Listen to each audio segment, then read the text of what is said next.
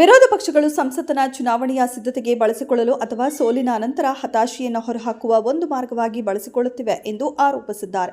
ಸಂಸತ್ ಅಧಿವೇಶನವು ರಾಜಕೀಯ ನಾಟಕಗಳಿಗೆ ವೇದಿಕೆಯಾಗಬಾರದು, ಬದಲಾಗಿ ರಚನಾತ್ಮಕ ಮತ್ತು ಫಲಿತಾಂಶ ಆಧಾರಿತ ಚರ್ಚೆಗೆ ವೇದಿಕೆಯಾಗಬೇಕು. ಹಾಗೆಯೇ ರಾಜಕೀಯದಲ್ಲಿ ಸಕಾರಾತ್ಮಕತೆಯನ್ನು ಅಳವಡಿಸಿಕೊಳ್ಳುವುದು ಅನಿವಾರ್ಯ ಎಂದು ತಿಳಿಸಿದ್ದಾರೆ.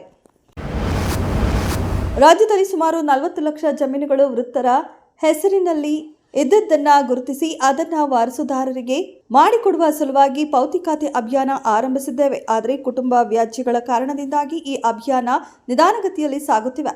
ಈವರೆಗೆ 3,20,000 ಜಮೀನು ಪೌತಿ ಖಾತೆ ಯಶಸ್ವಿಯಾಗಿದೆ ಎಂದು ಸಚಿವ ಕೃಷ್ಣ ಬೈರೇಗೌಡ ಅವರು ತಿಳಿಸಿದರು.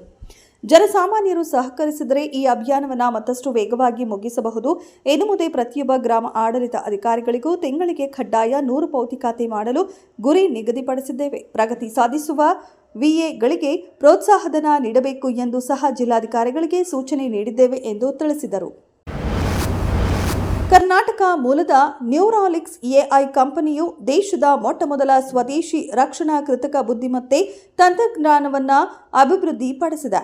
ರಕ್ಷಣಾ ಸಚಿವ ರಾಜನಾಥ್ ಸಿಂಗ್ ಅವರು ಇದನ್ನು ಬಿಡುಗಡೆ ಮಾಡಿದ್ದಾರೆ. ಈ ತಂತ್ರಜ್ಞಾನವು ಭಾರತೀಯ ಸೇನೆಯ ಸಾಮರ್ಥ್ಯವನ್ನು ಹೆಚ್ಚಿಸಿ ಆಮದು ಅವಲಂಬನೆಯನ್ನು ಕಡಿಮೆ ಮಾಡುವಲ್ಲಿ ನೆರವಾಗಲಿದೆ.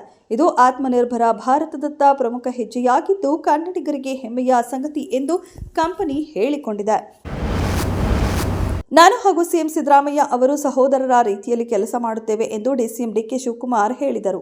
ವಿಧಾನಸೌಧದಲ್ಲಿ ಸೋಮವಾರ ಮಾತನಾಡಿದ ಅವರು ಬ್ರೇಕ್ಫಾಸ್ಟ್ಗೆ ಸಿಎಂಗೆ ಆಹ್ವಾನ ವಿಚಾರಕ್ಕೆ ಈ ರೀತಿಯಲ್ಲಿ ಪ್ರತಿಕ್ರಿಯೆ ನೀಡಿದರು. ಸಿಎಂ ಸಿದ್ದರಾಮಯ್ಯ ಅವರನ್ನ ಮಂಗಳವಾರ ಉಪಹಾರಕ್ಕೆ ಆಹ್ವಾನ ನೀಡಿದ್ದೇನೆ. ಅದು ನನಗೂ ಸಿಎಂಗೂ ಸಂಬಂಧಿಸಿದ ವಿಚಾರ. ನಾವಿಬ್ಬರು ಬ್ರದರ್ಸ್ ರೀತಿಯಲ್ಲಿ ಕೆಲಸ ಮಾಡ್ತಾ ಇದ್ದೇವೆ. ನಮ್ಮಲ್ಲಿ ಯಾವುದೇ ಗುಂಪು ಇಲ್ಲ ಎಂದರು.